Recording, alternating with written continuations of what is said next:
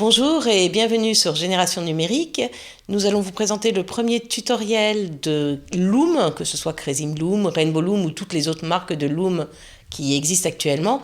Donc c'est une question de petits bracelets, vous voyez, moi j'en ai plein sur les mains un peu partout. C'est très à la mode et le problème c'est que le mode d'emploi est essentiellement en vidéo sur Internet, sur YouTube et qu'on en trouve surtout en anglais. Donc on a décidé avec Cécile de vous présenter un mode d'emploi très simple que nous allons vous montrer en vidéo et en images. Donc pour commencer, nous allons prendre le modèle le plus facile, c'est le bracelet en chaîne. Donc pour ça, vous avez besoin d'un métier à tisser, du petit crochet, d'une vingtaine d'élastiques et d'un petit fermoir qui vous permettra de finir votre œuvre. Donc vous prenez le métier à tisser, toujours bien repérer la flèche, c'est très important. La flèche doit être vers le haut.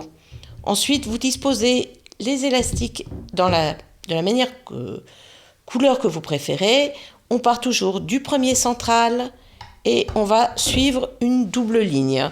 Donc là, par exemple, je vais du premier qui est juste en face de moi et je vais aller vers la gauche. Ensuite, par-dessus l'élastique que je viens de placer, je positionne un autre élastique et je vais sur le central. Et je vais devoir réitérer cette manœuvre pour tous les élastiques jusqu'au bout de mon métier à tisser. Alors ce qu'il est très important de voir aussi, une fois qu'on a fini cette première étape, c'est de ne pas oublier de retourner le métier à tisser. Donc la petite flèche rouge qui était vers le haut va donc être orientée face à nous maintenant. Et c'est là où on commence à tisser. La chose importante à penser, c'est que si on veut conserver le premier élastique et ne pas le perdre et être obligé de le couper, on va devoir soulever légèrement l'élastique le temps de passer le second, que l'on positionne bien, et on va repositionner celui-là sur le premier, ce qui permet de conserver son élastique.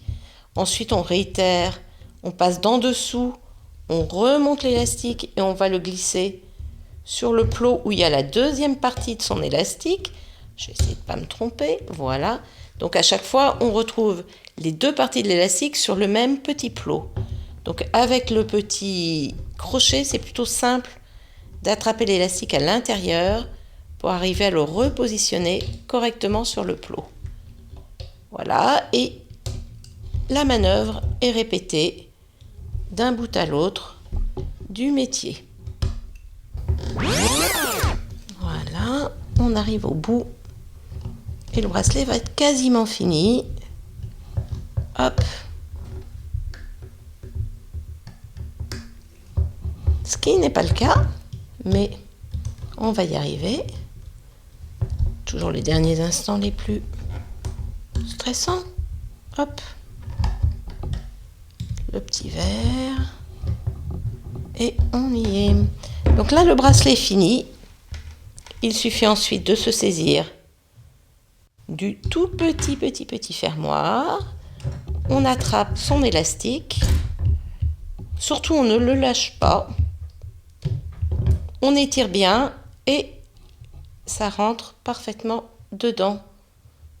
Une fois que l'élastique est mis dans le fermoir, il ne risque plus de se défaire. On tire sur l'élastique pour défaire les autres. Et on n'oublie pas de mettre la deuxième partie du fermoir. Voilà.